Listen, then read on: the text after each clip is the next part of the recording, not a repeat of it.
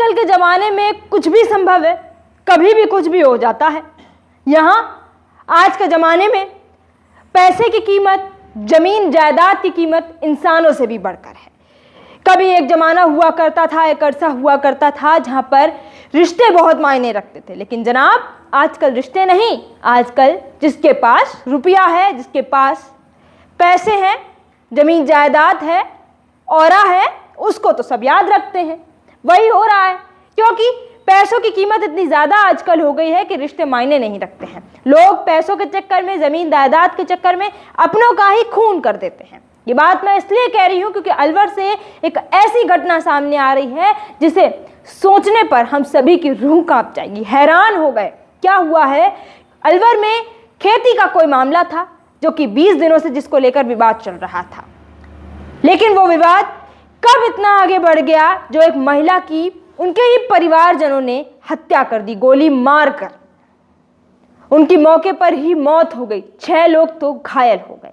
ये ऐसी जब घटनाएं हम देखते हैं और सुनते हैं तो हम भी समझते हैं, हमें भी सोचने पर मजबूर होना पड़ता है कि ये ज़माना किस ओर चल रहा है, जहां ना बाप बड़ा ना भैया, सबसे बड़ा रुपया। अरे ठीक है, आजकल रुपए की कीमत है, लेकिन इतनी भी रुपए की कीमत नहीं होनी चाहिए कि आप रिश्तों को भूल जाएं, अपनी मर्यादाओं को भूल जाएं।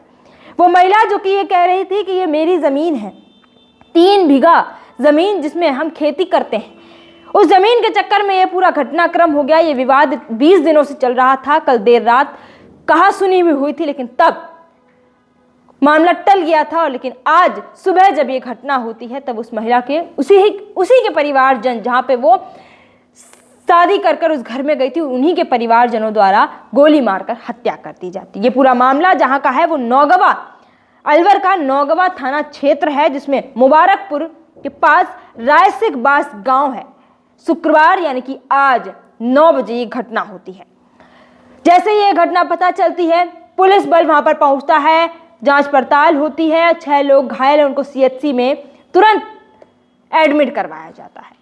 पूरे मामले की जब पुलिस पड़ताल करती है तब एडिशनल SP शरण गोपीनाथ काबले बताते हैं कि वहां सुबह 9 बजे की घटना के वक्त क्या कुछ वहां की हालिया स्थिति थी।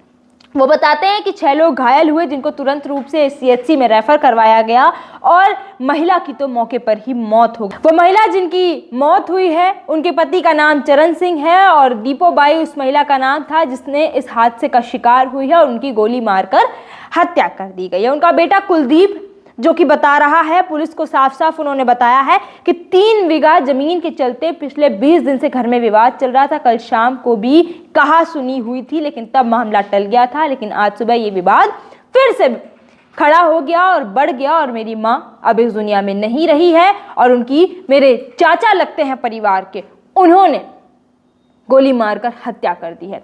एक ही घर के 2 पक्ष होना और दूसरा पक्ष सामने वाले पक्ष को गोली मार दे, ये बड़े सवाल हैं। अभी तक लोग बाहर की दुनिया से डरते थे, अनजानों से डरते थे, लेकिन आज का समय कह रहा है कि कोई किसी का नहीं होता।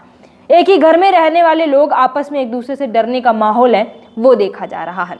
आप देखिए कि जो जमीन थी वो गैर खातेदारी की जमीन थी जो कि चरण सिंह के नाम थी। कुलदीप ये बात कह रहे हैं और 2 बीघा पर मेरे पिता खेती करते थे, बाकी जो जमीन थी उस पर पिता का चचेरा भाई जंगीर सिंह खेती करता था।